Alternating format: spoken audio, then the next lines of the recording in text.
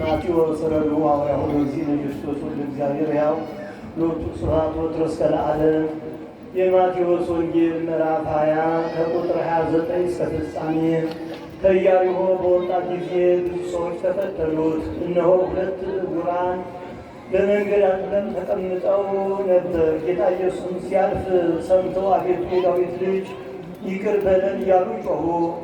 ሰዎች ግን ዝም እንዲሉ ይቆጧቸው ነበር።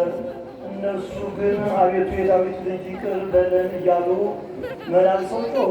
ጌታ ኢየሱስም ቆሞ ጠራቸውና ምን ላደርግላችሁ ትወዳላችሁ አላቸው። አቤቱ ዓይኖቻችን እንዲገለጡ ነው አሉ። ጌታ ኢየሱስንም አሳዘኑት፣ ዓይኖቻቸውን ዳሰሳቸው። ያን ጊዜም አዩና ተገጠሙ። ሰማይና ምድር ያልፋል፣ ቃሌ ግን አያልፍም አለ ጌታ ለደቀ መዛሙርቱ።